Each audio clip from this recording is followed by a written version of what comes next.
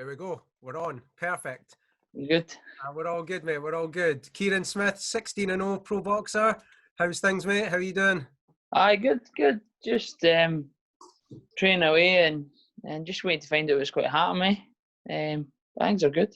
How have you found everything during lockdown and that? Having loads of people I've spoke to, of fighters and that, have said they've got itchy knuckles within about 3 days of this whole lockdown thing.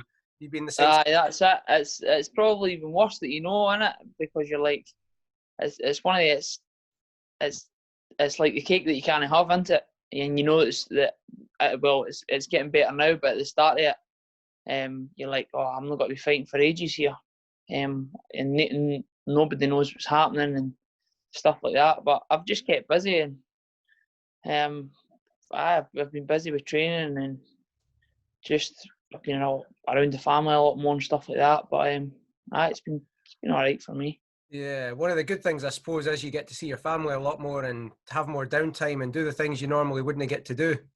Right, definitely. I think I'm just the same as everybody else. I think everybody's became an avid walker over lockdown. At 9 o'clock at night after your dinner and stuff like that, everybody's going out a walk. That never happened before, and it's just it bores them, isn't it? But it's good. Like you say, you spend a lot more time around your family and stuff like that you don't usually. Yeah, I don't think my dogs have ever been walked so much in their life, honestly. They kind of look at you now half the time like, fuck, no, again, man. 50 times a day. Walk the legs off them. Oh, mate, guaranteed. I saw you were doing a charity thing as well, a cycle challenge. What was that? Oh, that was a few weeks ago now. It was just Jonathan Payne, a strength and conditioning coach who he's worked with a few of my mates at a higher level, MMA, and a couple of my mates, I think, just kind of spoke to him because he trains a lot of endurance athletes, and a lot of the endurance athletes were going to do this thing called Sufferfest, and it was a 10-hour. It's like 10. It works out 11.5 hours because you're allowed 10 minutes off the bike between every single session, and the sessions are all between around an hour and a half and 50 minutes. So he said to me, do you fancy joining in? And this was only like 10 days before it. And I was like, he says it'll be tough, and I was like, well, you've ran 300-mile races and stuff like that across mountains. If you're saying it's tougher, I kind of believe you. And I'd already agreed to it, and I looked into it, and I was like, this is going to be serious for a guy that's not really done a lot of cycling in his life.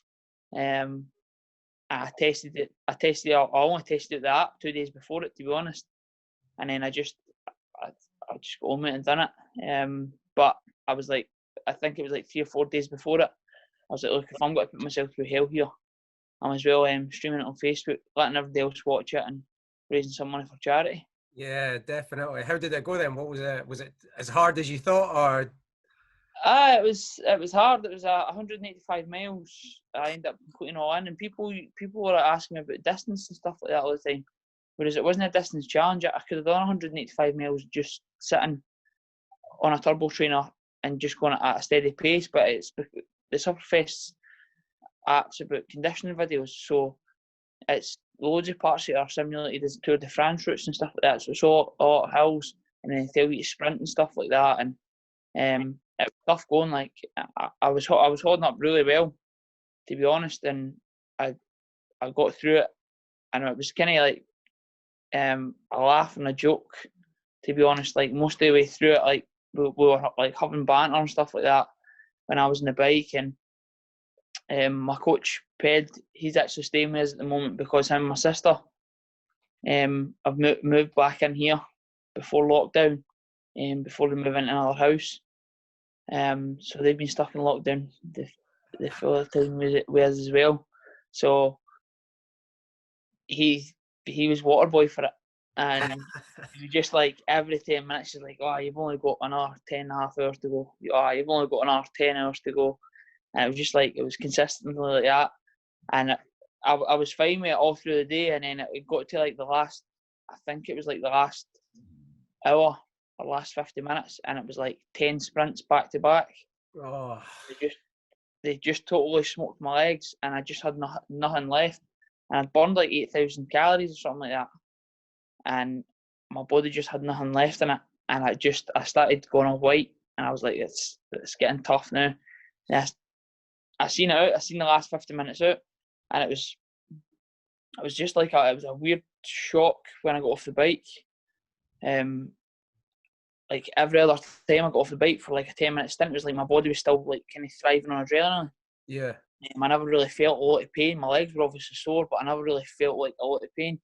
And then see when I got off the bike the last time, it was like my body just shut down on me. Like the lactic acid just hit my legs. I couldn't walk. I was rolling about the floor. I thought I was going to be sick. It was just like a mental 10 minutes. Then I got a nice bath, and I actually sat in a nice bath for 40 minutes because it was soothing the pain. I hate ice baths.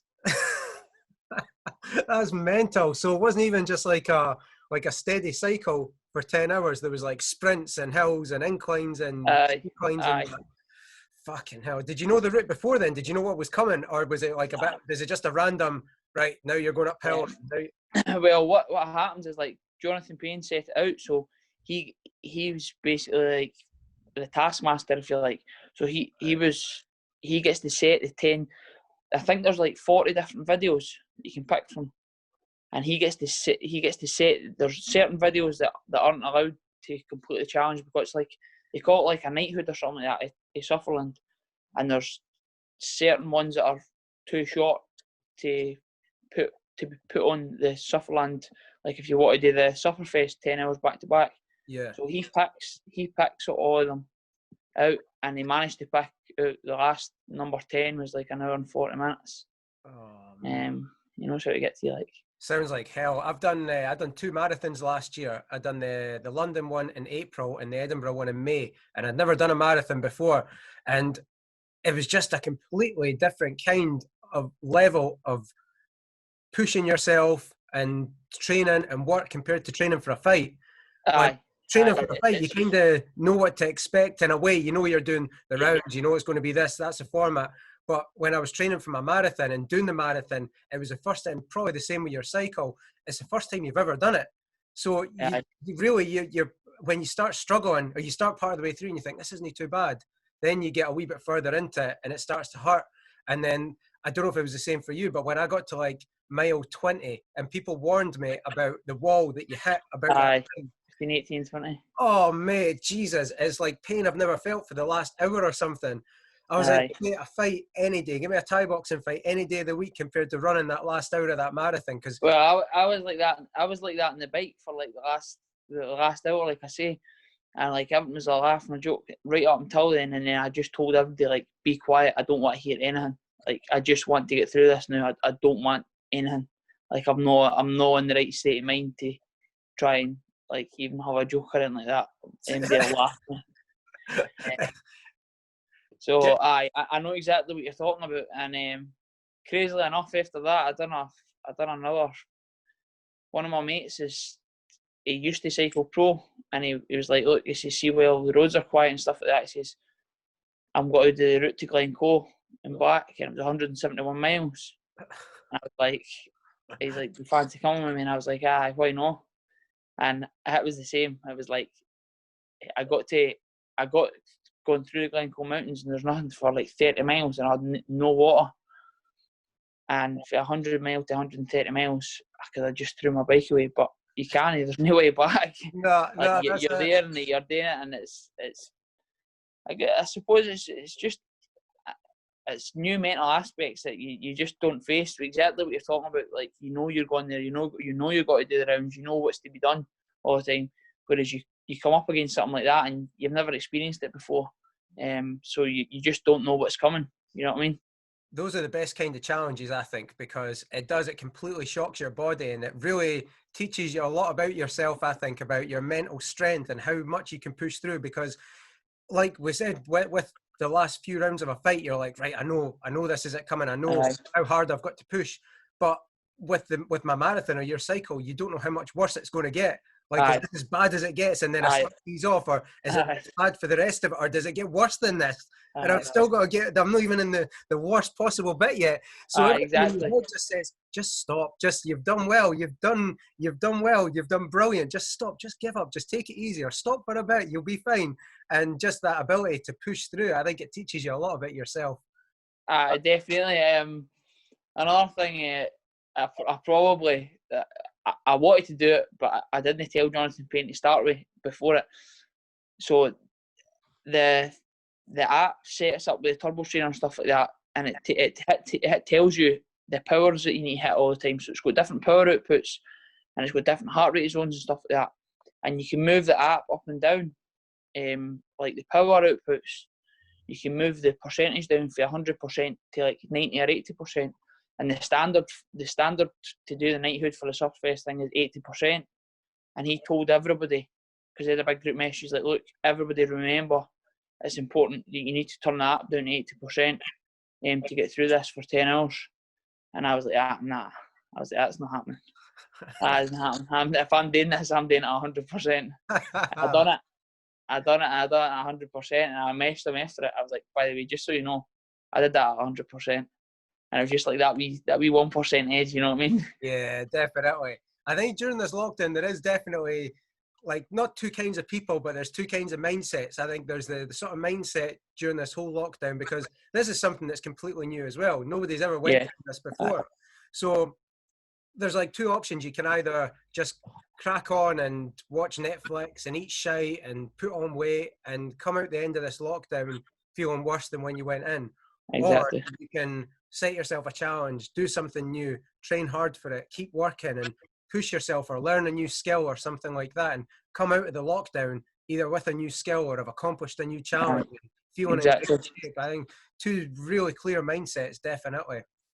Yeah, I was talking to my mate about it the other day, because it's a bit different for me, because it is my life. Like, I have to stay fit all the time. Like, it's my job.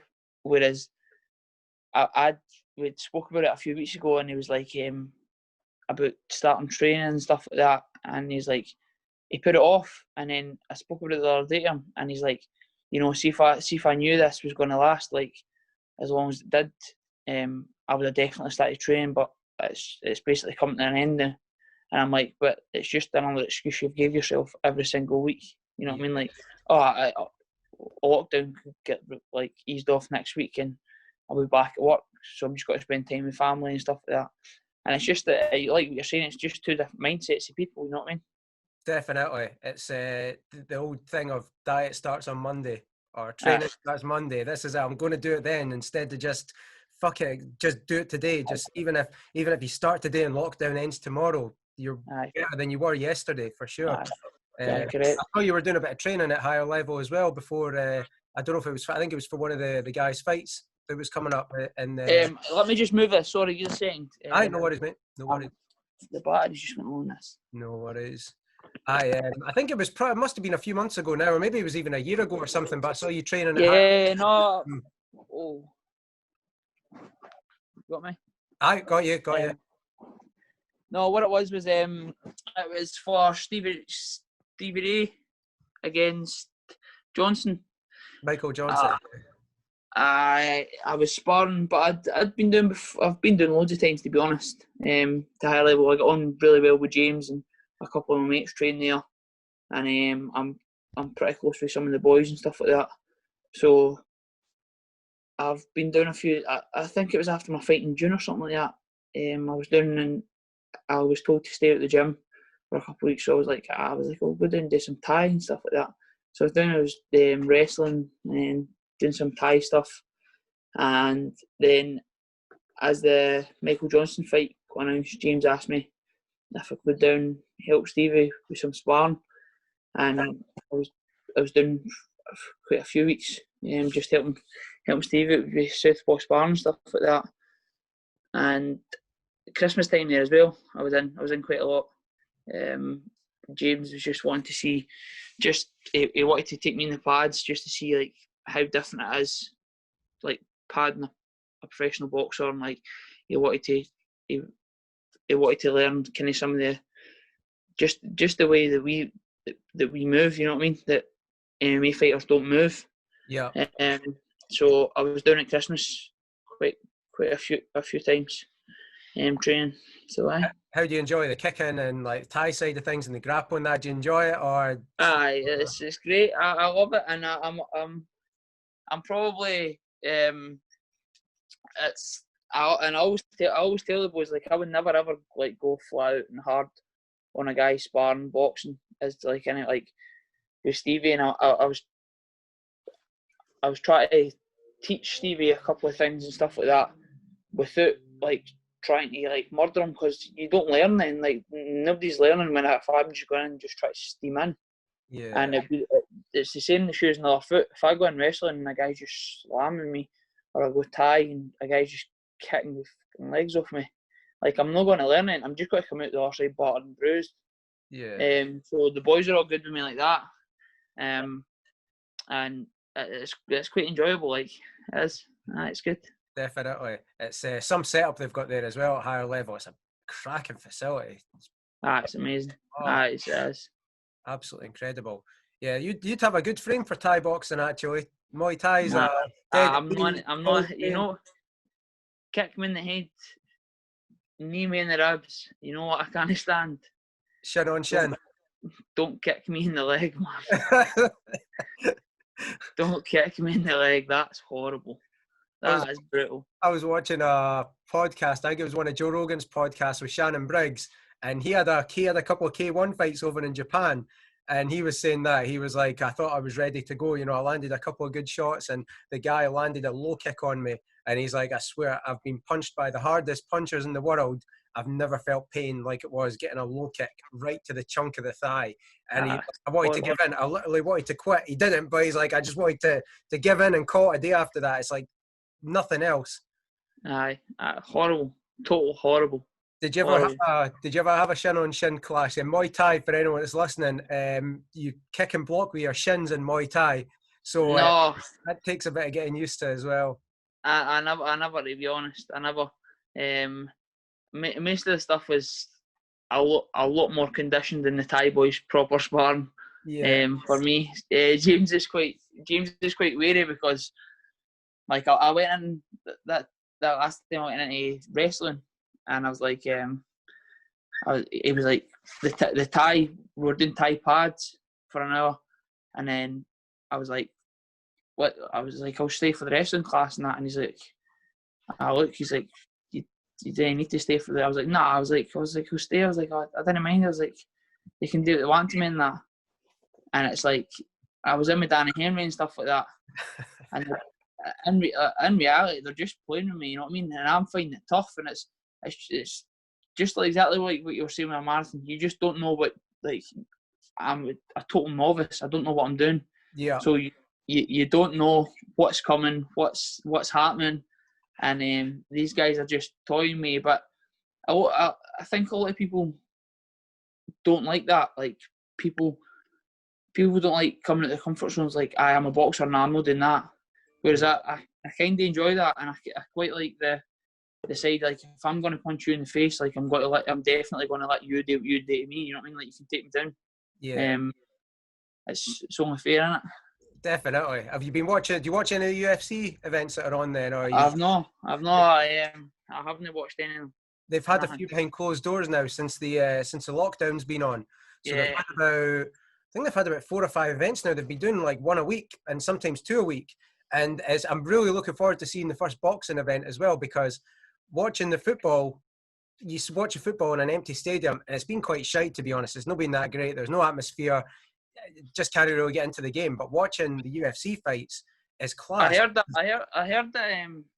See what you're talking about football. I don't watch football anyway myself, but I heard about the German league being back on, and people saying like it's a really, really high standard of football, and even that's boring to watch. So you can't really imagine what, and no disrespect to like the SPL or whatever, but the Scottish standard of football, and without any fans, like I think I don't think it will survive very long. Like, it'll need to. Yeah, it's terrible. It really is. And like you said, that's the Bundesliga, which is like a high standard. The Premier League, the English Premier League, starts up in about a week or so, I think. So that'll be interesting to see how that goes. But the Scottish League will just be, I mean, you couldn't imagine, like, just the stadiums are empty, the standard isn't great. It's not ideal. But when you're watching fights, it's class. Watching the UFC fights, it's brilliant because you can hear every single punch landing that you never usually get to hear. And you can also hear everything the cornerman is saying to the fighter as well. You can hear all their communication and stuff. So it kind of gives you a different angle of the sport that you don't really get to see when the fans are there. I've been really enjoying it. It's class. So it'll be interesting to see when boxing starts back up, how that is as well. I imagine that'll be quite similar. I want to know when boxing is going to start back up. Tomorrow. There's one on tomorrow. Top Rank, I've got a card tomorrow. No, sorry. I mean, in Britain. Oh, in Britain. Aye, that's right. Definitely. They've been talking about, Eddie Hearn's been talking about putting a card on. I'm sure he's confirmed it, actually, in his back garden. I see him talking about Fight Camp or something like that in his back garden. That's the one. If that's... I don't know what the crack with that is, or if it's going to go ahead or what. I've been watching a couple of his interviews and stuff, and he's been doing it from the garden area, basically. And it's I don't know if it's his own back garden or if it's Matchroom's headquarters, but it's a cracking setup. Like, it's like this big mansion house. So that's be the backdrop. The garden area is huge. Like, it looks really smart. I think it'll be really good. And I think it's all but confirmed. I think it's all but confirmed for next month at some point. So that'll be class. It does look really good. It's obviously a wee bit different from if it was in me or you having fights in our back garden. That is, definitely. It's not going to be the same. So it should be good. And I think Frank Warren's talking about putting on a show as well. I don't know if MTK have got anything planned as yet. I think they're basically trying to work their way around, just like exactly what Hearn and Frank Warren are doing now. I think they're just. I think they have to wait in the British Boxing Board of Control, and like because we're still in lockdown stuff like that, the licensing stuff. I think they're trying to work their way around it. Has lockdown been a good thing for you then? Because when we're talking about fights coming up and everything, in your last fight, you had a cut that you got in sparring that opened up again in the fight on the McGregor-Farouk undercard, and it looked like quite a bad one. So is this lockdown came in at a half decent time almost to let that cut do properly and recover and all that sort of stuff? Aye, definitely, aye. It's kind of a blessing in disguise for me, to be fair. Because if I'd fought earlier in the year, that cut would have probably opened right back up again. Yeah. Because it was quite nasty, but it's starting to fade now, and it's properly healed. You know what I mean? So, I would say it actually is. Aye. Yeah, it's not even as if even when you're in sparring with head guards on it, the head guard can still rub against the forehead and that and maybe open it back up. Whereas I guess now you've not even been tempted to do any sparring or anything or get in just as soon as you think it's better, you're almost like you have to wait till it's healing properly, which is good. Yeah, that has been a good thing for me. Like definitely. Are you sort of ready to go now then? How long if MTK came along and said, "Oh, we're putting on a card"? How long do you think you would need before you were sort of fight in shape and ready to go, or would you be ready to go next week? Nah, well, it depends what weight at. You know what I mean? I'm massive for light middle, massive for 154, and if you say to me next week, I'm not going to fight at 154 next week. It's impossible. I can't walk around at that kind of weight. But if they give me a few weeks' notice, then definitely, aye. Yeah, definitely. Hopefully, it all comes up soon. I think everyone's waiting for the first person to put on a show, like Top Rank, to put on their show to see how it all goes. That's and it hits the fan and it's a complete disaster and everything goes wrong, then they might take a back step and think, oh, maybe we'll just leave it for now, or what learnings can we take? But if it all goes good, then they might be thinking, well, there's the model to go. If that Top Rank shows went perfect, we'll do the same sort of thing in terms of testing, all that sort of stuff. Yeah. Like, have all the UFC fighters. I think the only issue that we would have as Scottish fighters is getting sparring. You know what I mean? Yeah. That probably the only issue for Scottish guys.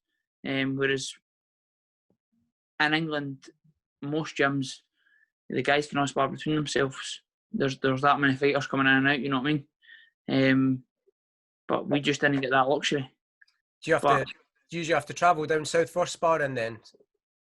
Travel down south. Me and Tommy Phillips spar quite a lot together. The last few camps I sparred Tommy quite a lot. It's just it works well for both of us. He's a bigger guy, so, and I've got faster hands than most of the guys at his weight, so it's kind of what both of us are looking for. You know what I mean? Yeah.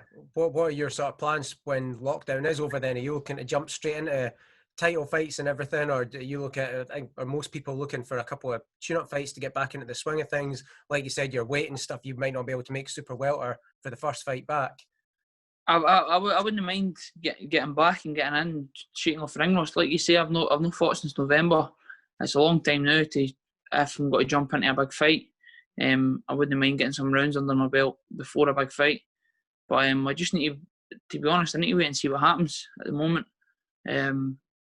Things are just that up in the air. Things are changing every day, aren't they? Yeah. And I didn't really know what's happening. So that's how I've just kept training and I've kept busy.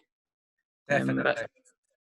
It's a weird time, a weird time. It is. It's crazy. Even from a business point of view, like it's so weird now. Like it's difficult because you get frustrated at times as well, and you're sometimes quite hard on yourself because you feel like, fuck, am I not working hard enough here? I should be working harder, and then you just end up burning yourself out at times. It's difficult. I find it. Don't know if you're the same with training, but I almost find it more difficult to take a rest during this time. Because I feel like you have to be on everything. Like for me, trying to find every sale that's out there. If I slip up or to relax even a minute, I'll miss whatever business is out there. Whereas instead of just relaxing with yourself and giving yourself a chance to recover and just don't worry, it'll be fine. That's me. I'm really, really bad for it, and I have been for I don't know how long. And rest days, like I don't take well at rest days and stuff like that. I get up and I feel like I'm being lazy, and I'm like, what? Why should I need to just lie about here all day when I could just go out and train? I could just go and do this, and I'm pretty bad for it. And I'm slowly learning though that I've started learning my body a bit more, and learning that I need to cool off a bit.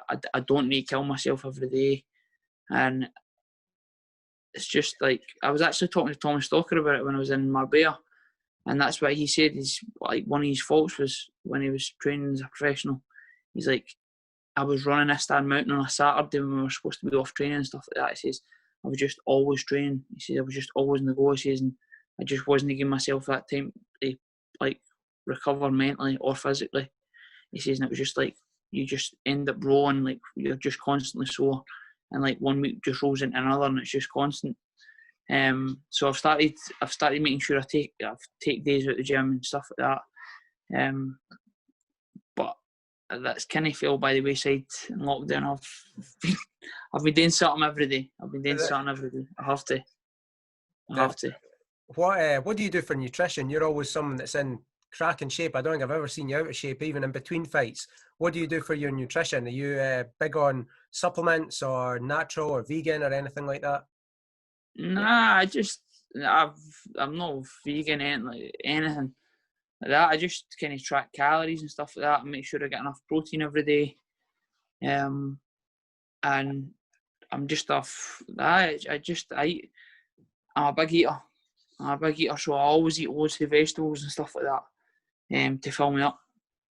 I've just learned that it works well with me because rather than have like one chocolate bar, I would rather have like a big plate of vegetables to fill my belly because I know that I feel better my belly full rather than like just one wee hang.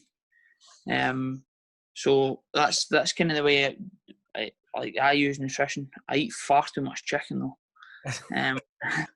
I just like I'm just honestly I'm mad for chicken like anything. How much it's mental because like it's mad because like it's a weird thing.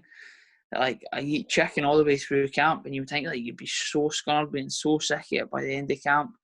And it's like the first places I go are like Black Rooster. It's at my bit, and all it is just chicken wings and chicken fillet breasts on a pita and stuff like that. And I think it's amazing. I think it's great. And it's like, it's just the same stuff you've been eating for the last forever. And all it's got is a bit of spice in it. You know what I mean? I was going to say, you must be absolutely choking for Nando's to open back up again then. I see, to be honest, I've not been, I used to be massive on Nando's, but since like, I'm trying to think, there's another one that's in Edinburgh, but there's a Black Rooster in Glasgow, there's Don Polo in Livingston, I'm trying, Pepe's, yeah. There's one just so open. since all of them have opened, like I enjoy them more than Nando's now. I think they're better places than Nando's now. Just for like, you just get like 2 big massive chicken breasts and a burger bun. Just I don't know. It's just, they're better. I'm looking forward to trying Pepe's actually. I've not tried it yet. There's one that's open just near the Corn Exchange in Edinburgh, and there's one opening in Musselburgh. And I've not tried them yet, but I'm quite open. Like I remember being in Marbella for my mate's stag do a couple of years ago, and they had a place called Frango's there, where it was just Nando's with an F on the end, and everything else was exactly the same, and it was class. But actually, I don't know if it was just because I was hungover because it was a stag do, but me and my mate went in there every morning for some chicken, and I was like, man, this tastes a million times better than Nando's, honestly. That's just because we've been smashed last night, but maybe it is much better. You know, it's I guess places like that have got to have a different selling point to Nando's, so maybe they push and they're much cheaper. Is it? They're much cheaper for what you get, and I think you just get a lot more for your money, and like they just get, like, the chicken's just so much more. If you get like a chicken burger out there, it's like 2 big massive chicken breasts and a burger. You know what I mean? It's brilliant. You should get a go. That's dinner sorted for tonight. Like, I'm going to take myself to Pepe's, give that a wee bash, see if I can meet up see if it matches up with Nando's. It's good. So, are you a big junk food eater in between camps then when the fight's over, or is it just back to chicken again? Nah, I don't religiously just like eat clean and healthy all the time. Like I've like chocolate, and I'm just the same as everybody else. You know what I mean? Nutella's my downfall. Nutella's the one for me. Like, yeah, I'm the same. Oh, God, so good. So I'm massive for the weight, so I just need to watch myself all the time, and I need to. I think it's just a part of growing up a wee bit. I used to like just go out and just smash hundreds and hundreds and hundreds of food, and whereas I've learned, like, you're just making it really, really hard for yourself for no reason. Like, and like you're making it hard for yourself, but like, if you're going to make it hard for yourself, make it hard for yourself because you've got more muscle mass and you're a stronger fighter, and that it's going to be an advantage to you rather than just because you were just eating shit for weeks on end and not really living good. I remember speaking as somebody that's I'm coming up for 36 this year, so I remember fighting when I was in my early 20s. I know, didn't it? Honestly, I'm just about closer to 40 than I am 30. It's fucking depressing. But I remember when I was fighting, and I'd make like 63 kilograms, and I'd just like balloon up, and I'd sit about 75 and stuff, and I'd make 63 for fights. And now, I remember everyone saying to you, when you get older, your metabolism slows down and you start to fill out a bit in that. You've got to watch what you eat a lot more. And I was like, fuck off, that's whatever. And now I'm sitting about 82 just now. And when I was in my early to mid 20s, I couldn't have made that. I couldn't have got myself up to 82 if I tried. But it's crazy how it is that your metabolism just slows down a wee bit. And I guess that's why you see so many boxers move up in weight near the end of their career. Aye, definitely. 100%. Like, I've just become, like, since I turned professional and I was fighting super welterweight, like, I've just become, like, I just look through, like, all my different weigh-in photos and all my different photos between camps and stuff like that, and I've just got, like, bigger and bigger, and, like, I'm holding more muscle mass than what I was when I first turned professional, and I'm just getting bigger and bigger as I get older, you know what I mean? And it's just, like, you just need to find the fine line between, like, where it's an advantage or a disadvantage to where you're making the weight, and I'm still making it all right now, so I'll continue as long as I can. at super welter. But I think that's down to a lot more of, like, exactly what you say, like just living the life a wee bit better, because I can remember, like, I used to balloon up after a fight, but I was only possible ballooning up to like 80 kilos and 81 kilos max. Whereas if I went out the now and just smashed junk food for a couple of days, I could be 83 kilos. Yeah. Just because you're just a bigger person, you're just like, your body matures and you just become, I think it just, like you're saying, your metabolism just slows down that wee bit more, and your body just kind of fills out and your frame fills out a bit. Yeah, a lot of people say as well, they'll be like, oh, come on, just come out for a night out, or you might have a big training session or sparring, or you're, try to keep your weight down, and people say, come on, just come out for a night out, or go out for this meal or that meal. You can have one meal, you can have one more cheat meal, and you're like, well, Aye. you used to be able to in your early 20s, but now you can't really afford to even do that. You can't afford to go on like a big weekend bender and still expect to be near the weight that you were before, or to just. Well, that's what when I was used to, like, in years previous, I used to be able to always on a Saturday, I would have a train hard a week, I'd have a big conditioning session on Saturday morning, and then I would get to just kind of eat what I wanted on Saturday. And then I was like, I had to cut that right down to like one meal. I'm like, right, that can't be a day now, because you're just like, I'm basically just eating all the calories back, like, throughout the day. Like, I can't have that to a day. I just need to have that to one meal, and that's it. Yeah. And that's just like, I look back now and I think, man, I must have made weight so easy, because I can mind you, like, on a Saturday I used to be able to eat this, and I used to be able to eat that, and I used to be able to eat this, and then now I can only have this one meal and stuff like that, you know what I mean?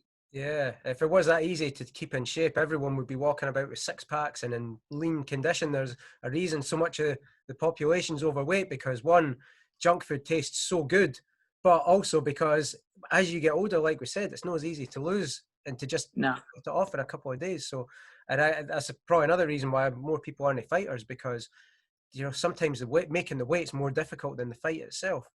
Yeah, aye. It's it can be. Yeah. Who? So at your weight just now, is Fitzgerald? Is he the British champion? Fitzgerald's British champion at the moment, aye. And then Commonwealth, I think, was DJ Metcalf. That's the one. I wrote it down there. So is that the sort of belts that you're targeting for next, or are you looking? Yeah, I'm waiting on MTK coming back to me on just kind of next steps. I think it's just obviously kind of up in the air at the moment, just with what's going on. But I was deemed, I didn't really. British Boxing Board of Control had put forward Fowler against me and Fitzgerald against JJ Metcalf. And the winner of me and Fowler fights the winner of JJ Metcalf and Fitzgerald. That's quality. That's a brilliant. So I can only hope that after this is done, that their plans will go ahead. You know what I mean? But I'm not sure on Fitzgerald's status at the moment either, because I think he had his. Don't quote me. I don't know, but I think he got suspended for the British Boxing Board of Control. Right. So I don't know. I honestly don't know what's happening, and it's down to posh bids and stuff like that. So it's not. It's basically, it was just a memorandum thing. So I think it was going up for posh bids, and then obviously all this happened, and it's kind of pie in the air at the moment. So we just need to wait and see. But I would love a crack at the British Commonwealth title. Aye, definitely. Yeah, that your division, super welterweight division domestically is really tasty. There's a lot. There's probably a good 5 or 6, even 7 guys, even guys just outside. I was having a look at BoxRec, and I think the top 6, you're number 6, and then everyone above you is like big names. Like I think they had Cheeseman, Fowler, Fitzgerald. Then Kell Brook was up there as well. He was number 1, I think, classed in BoxRec.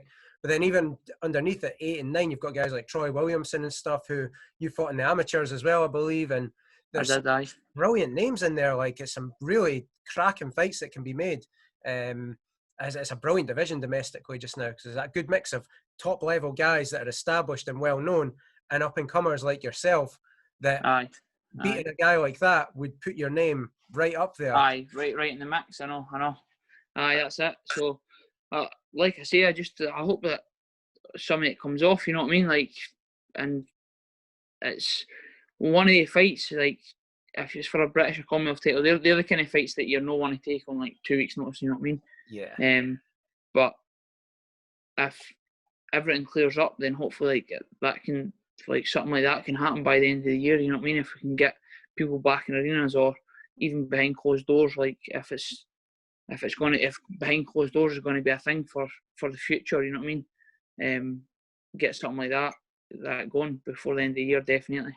Well, I think this is obviously in America, but they're talking about in September about making. Bob Arum was talking about making Lomachenko against Teofimo Lopez in the new.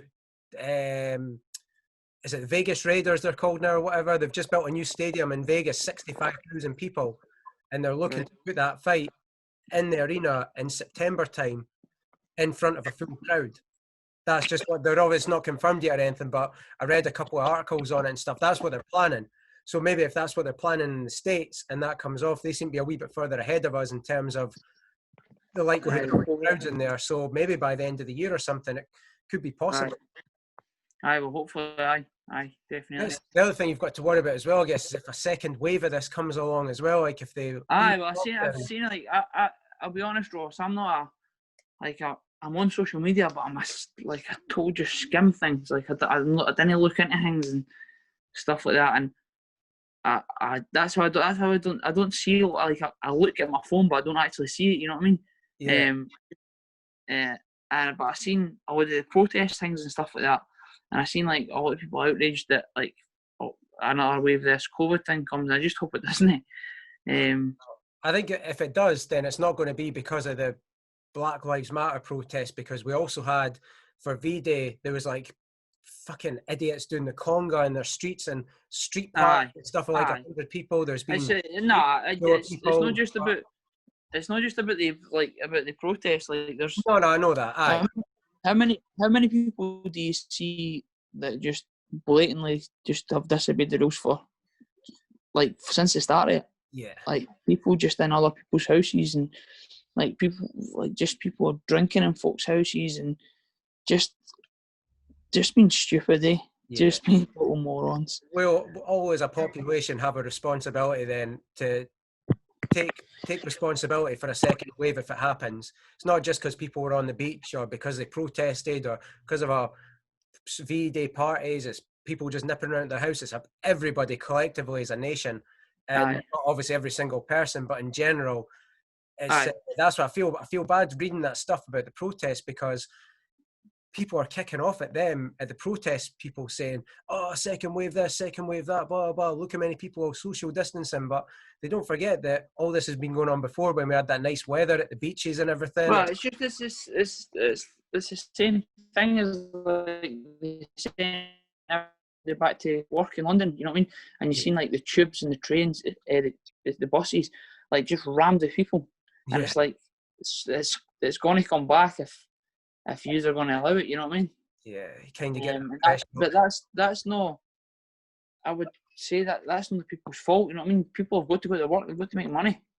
And that's the main mode of transport in London, you know what I mean? It's tubes and buses, because you can't just walk everywhere, and certainly can't drive a car in London. Nah. We seem to be doing better up here though than we are down there. I think we've had no deaths reported for the last 2 days or something like that, which is amazing. So I think definitely, I mean, even if England can't put on events, maybe if they could put something in Scotland, if they recognise that, you know, the people getting infected and deaths are much lower, maybe they can put on a show up here. There's certainly enough Scottish boxing's class just now. You can definitely fill a card with Scottish boxers, and then if Europe's better, if they're easing lockdowns, bringing fighters in from Europe or whatever, then there's definitely potential. Aye, definitely. Aye, no, you're right. Fingers crossed. Right. How would you see that fight we were speaking about with Teofimo Lopez and Lomachenko? How would you see that fight going if it came off? Because that's a tasty fight. Like, he's the young up and comer against the sort of the legend Lomachenko. You've got to see the crafty veteran. Yeah, I was just about to. It's crazy because he's not actually had that many fights either. Like, but he's been about for so long, Lomachenko. I just think, it's very, very hard to see that fight because Lopez is incredibly talented as well. Yeah. But you just can't solve Lomachenko's puzzle. No. I think that every fighter that goes into a fight with Lomachenko thinks that they have solved his puzzle, and I think that they look the exact same way as we look, and they look at like all these wee movements and stuff like that. He does, well, when he does that, then we'll counter it with this. But then he comes into the next fight and he doesn't do that. Yeah. It's like he just does something completely new, a new stupid like 6-inch movement that changes the full dimension of the fight. You know what I mean? Or like, and he's incredible at that, like small tweaks that can just change everything in the fight. It's like just his positioning, his body positioning, body position and foot position all the time. Just it's unreal, and I just think it would take some solving. Yeah. Is he pound for pound number one for you, or have you got something else up there? Yeah. Him or Usyk. Usyk's. I see for a big guy, like I think like people don't appreciate him as much as Lomachenko because obviously he doesn't move around the ring as fast as Lomachenko, and it doesn't look as flashy. But if you look at Usyk's foot positioning, his feet are unbelievable. Yeah. He controls a full fight with his feet position. Controls a full fight with his feet position all the time, and he's brilliant as well. Like I've said a few times on social media, I think he's going to clean up in the heavyweight division. I think the only person that gives him problems is Fury, because his foot, like you said, his footwork and his movement is just, it's a joy to watch. It's so, especially at that sort of weight, you just see big guys moving like he does. A lot of people that it takes like a proper boxing fan or like somebody who's done it like me or you to realise and appreciate it, because your general population, they don't see like how big that man is and the way he's moving. They don't put like the two and two together, like for how big he is and the way he's moving, and like just what he's doing, because they can't see what he's doing. They only see a couple of punches getting thrown. You know what I mean? Yeah. Just that's it. I was watching that UFC card at the weekend there, and there was a peach of a knockout I put on Twitter, and it was just this one punch, bang, KO. The guy's name I think is Sean O'Malley or something, and it just looked, as soon as you saw it for the first time, it just looked like he just threw a straight cross and bang, he landed it. But then when they showed it on the slow motion, I think he threw the fake up first and then came over the top with a cross. And the fake up just drew the other boy's hand down slightly to make the space for the big cross to land. And for me, that was even better to watch than the big thunderous punch that landed. Just how he set it up and the mechanics of it, and how many times he probably drilled that in the gym to get it, because it was flawless. It's so nice to watch those fine details. But it's the details that 99% of people miss. You know what I mean? But like just the general public, and Fury had it with Klitschko, where he said he's like people asked him how he won, and he was like, I won because I just fainted with my front shoulder all the time, never let him say it himself. He's like, that's how I won. And it's just like, it's just we stupid things like that can win your fight, like just constantly like fainting with your front shoulder, like there's no actually doing much there, like really, but it's throwing another world class athlete totally off his game. Yeah, you know what I mean?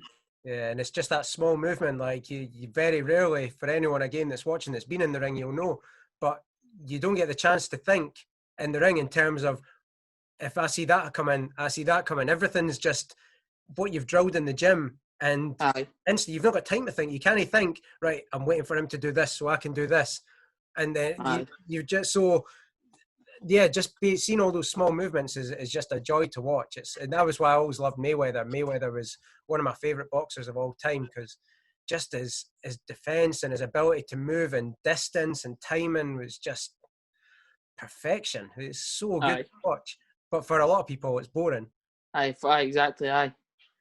For just a lot of general public people, it's like, that's boring, and he's not doing it, or he's running away. That's my favourite one. He's running away. Like, no, he's not running away. He's not getting hit, and he's punching the other guy. Funnily enough, It cracks me up because you've only got like say a 22-foot ring or whatever it is. You've only got like a square, so you can only run so far and so many times against some of the best people in the world aye, at boxing. To be able to maneuver your body that way, so you don't get hit and you don't take any damage for 12 3-minute rounds, it's unbelievable. It's so good. there's how that's. I think it's a defining point in how good. And I know Canelo was young, blah blah, but there's how good Mayweather was. Like, walked to the ring unscratched against Canelo, like unscratched against Canelo, Yep. and like made him look foolish at times. And you look at the way Canelo's going on and cleaning up now, Yeah. and that's when you appreciate like how good Mayweather's reactions and defences have been to be getting away with what he was getting away with. 100%. And people don't talk about the losses that he's had in his career because there was none.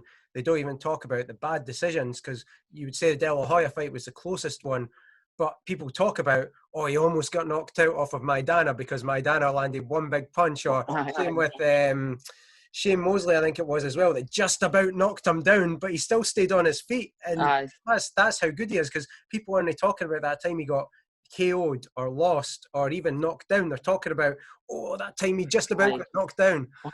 That time where he got punched in the face once. You know what I mean? That's how bad it's getting.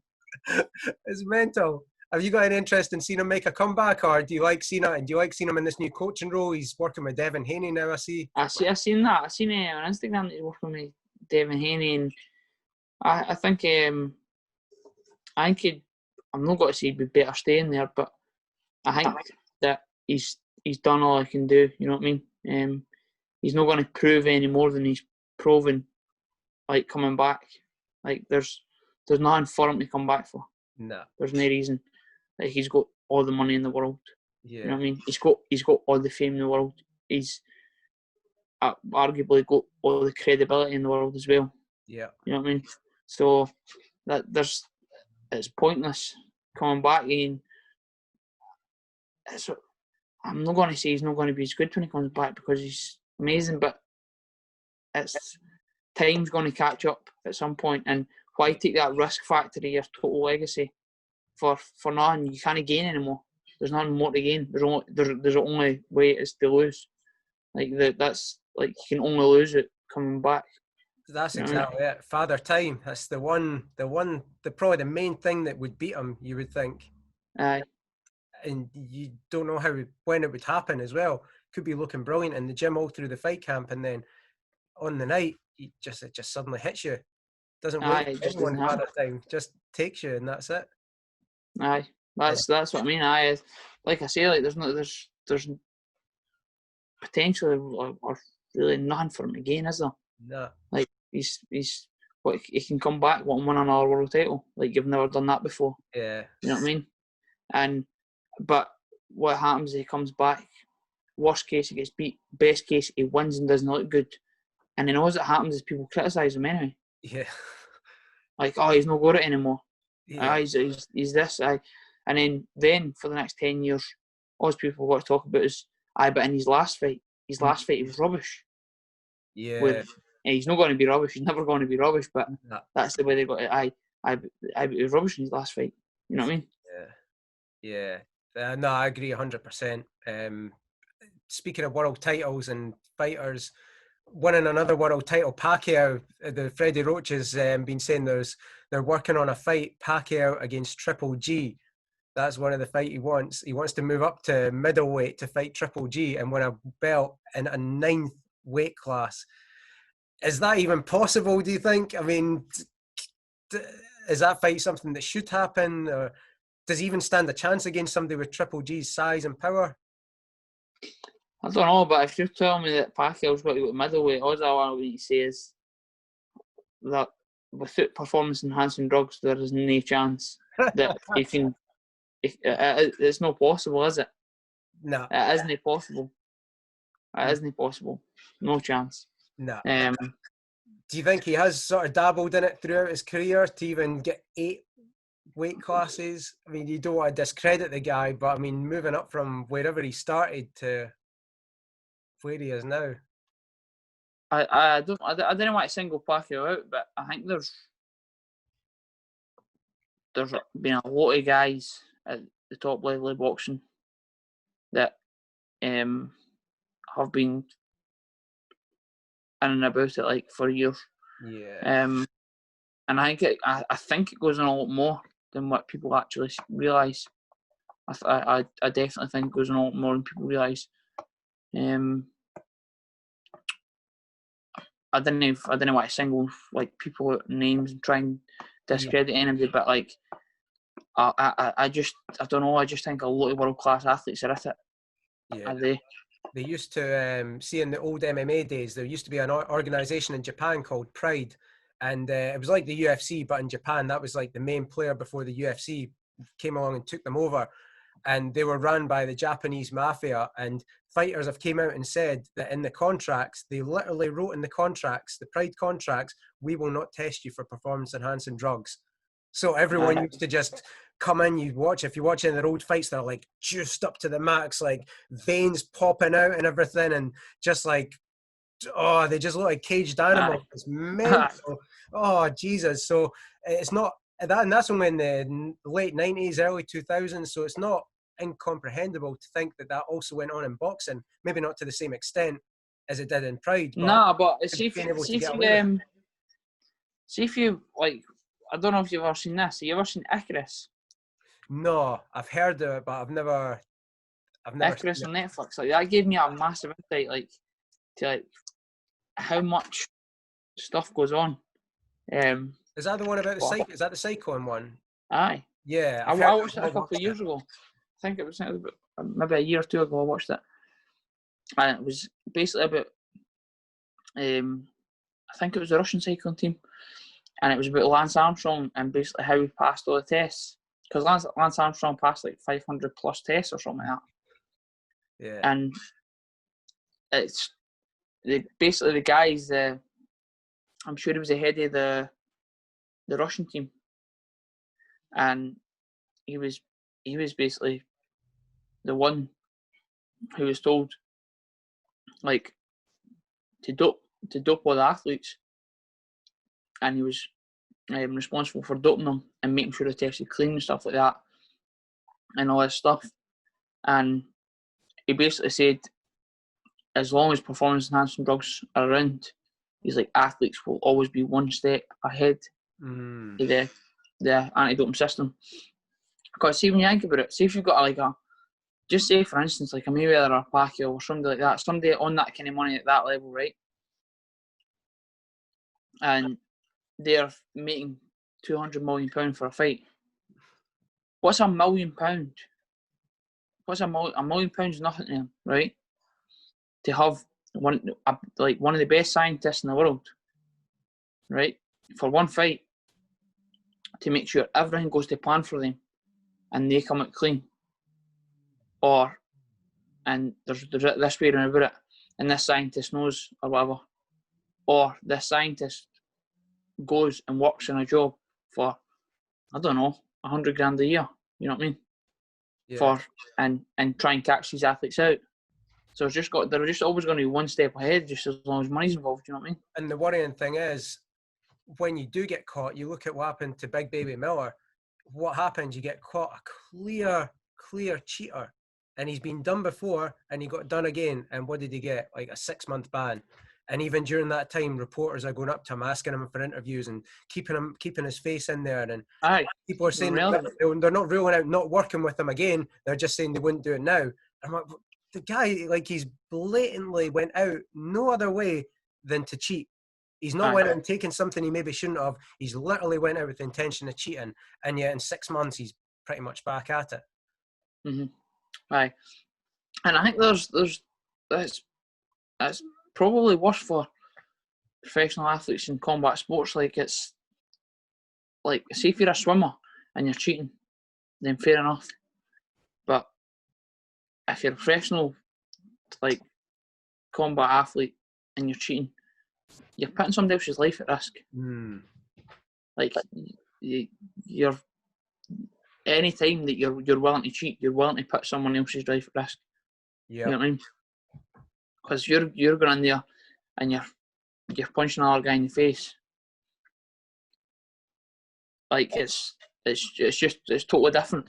It's totally different. Like, imagine somebody kills somebody or something like that, or gives somebody brain damage or something like that, and it's because they've got like a 10% power increase because of performance-enhancing drugs, and they've got just so much better, like, stacked in their favour because they're using performance-enhancing drugs. I think that's definitely, it makes it worse. If you're willing to do it, I think, in combat sports.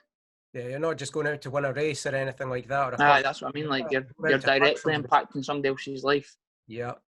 Could you imagine, like you said, if the worst did happen, maybe they even had a bad weight cut or their brain was dehydrated or maybe they took a heavy shot in sparring the week before the fight and they're still not quite recovered, and a shot lands just perfect when it wouldn't have landed before because they're just that wee bit faster and that wee bit more powerful. And it could happen. The worst thing could happen.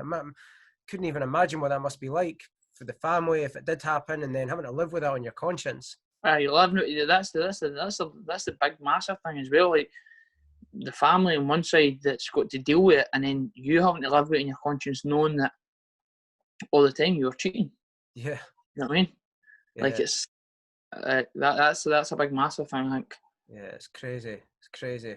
So who are your fighters that you enjoy watching just now? Then obviously Lomachenko we spoke about there. Is he your guy, or have you got other who you're sort of? Lomachenko.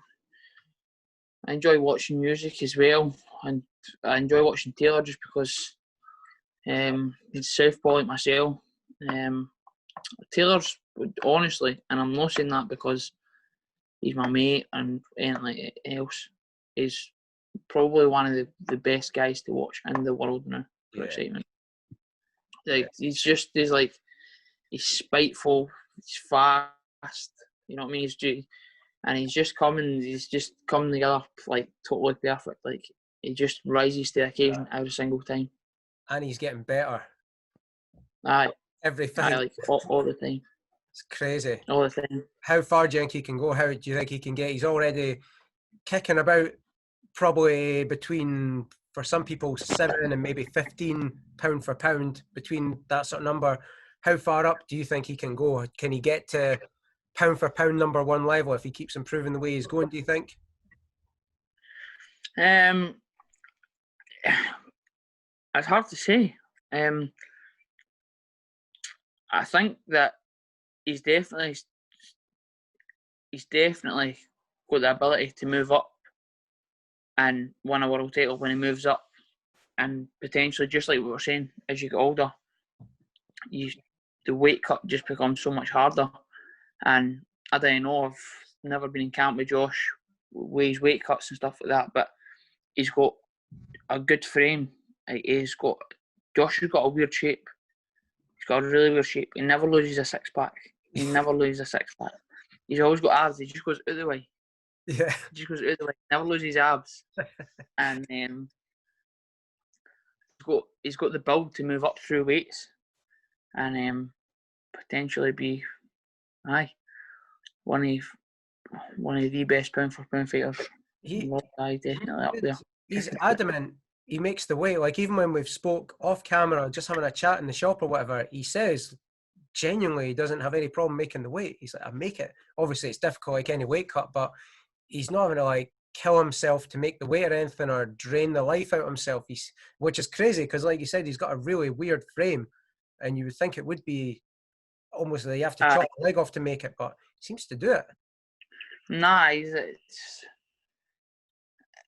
it bamboozles me as well. Like, we were at the Commonwealth Games now, Roomsville and stuff like that, and it's like we used to train, then you just go and have a dairy milk with a cup of tea. And I'm like, I used to like be like, right, I'm not eating till like away in tomorrow morning, and he's just like, if I need to, I'll just skip a bit off from that. But he never had to skip a bit off. He just knew he knew his weight, and he knew he would wake up fine in the morning. That's And crazy.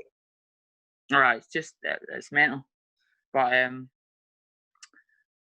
he looks decent on the scales, and he looks good when he makes the weight. He never looks bad or drained or anything like that. But for exactly like what we say, not even like if he makes it fine now, he's what is he, 29? Yeah, it must be about that. Aye, just under 30. It's not. It's not like it's if it's got to catch up with him to caught up with him, like he had to go up now. But I just think that more money, you'll get more money.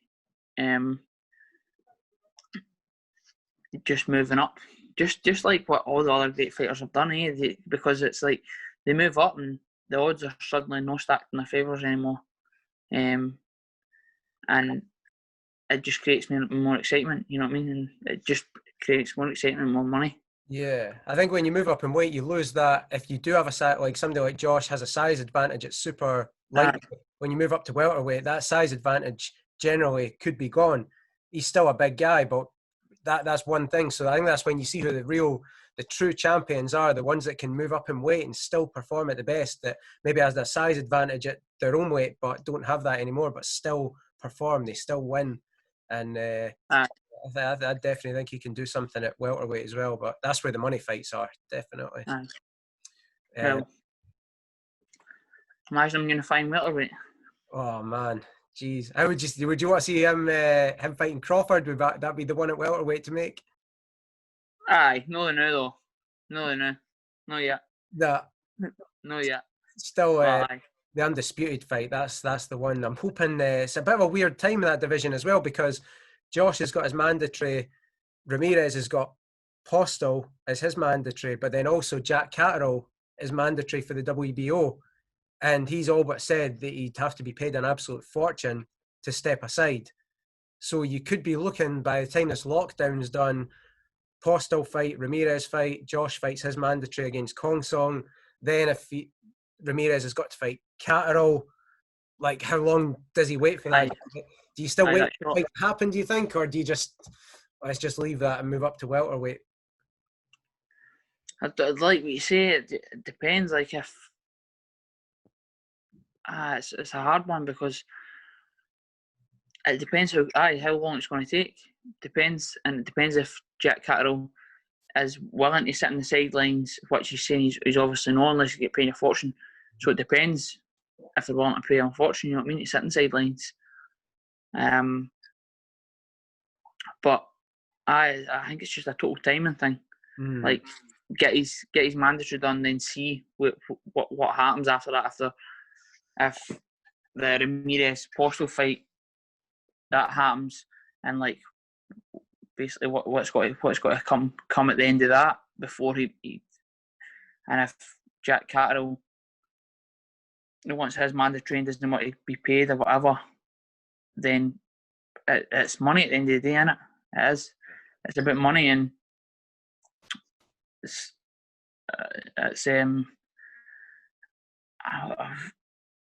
it's about securing your future, pretty much. Like if Josh is going to make a lot more money going up to welterweight and fighting for a world title at welterweight, like it'd be totally stupid not to do it.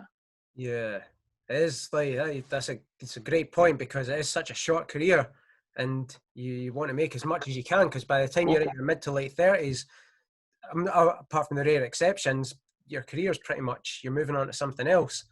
So securing your financial future has got to be, I mean, that's got to be something that plays a part for yourself as well. Like, I remember watching your IFL interview after the last fight, and you said, you want the big fights, but you're not willing to get paid peanuts for them. Like, well, that's it. Like it's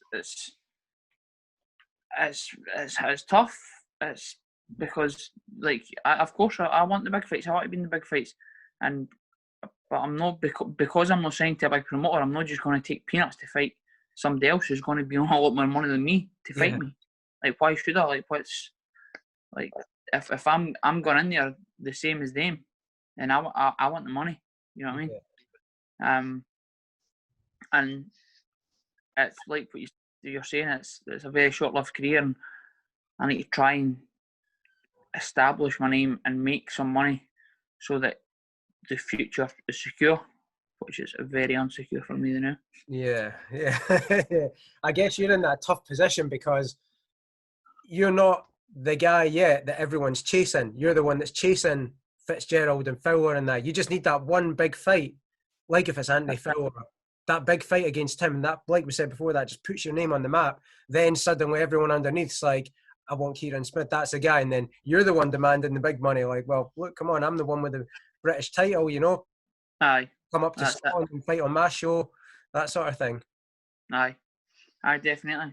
So I guess a fine line between you don't want anyone to take the piss and pay you peanuts for a risky fight, but you want the opportunities as well. I guess, like you said, timing. It's all about timing, eh? Promoters might be desperate to find somebody for Anthony Fowler and nobody else wants the fight, or they're injured, or they're not making sense, and you're available and you're in shape and you're ready to go, and that's when it happens. But who knows what's around the corner? I know. How do you, last thing before we finish then, how do you see your next sort of 12, assuming lockdown gets lifted, everything goes back to normal by, say, the end of the year, how do you see the next 12 to 18 months going for you? What are your main sort of targets and goals to aim for?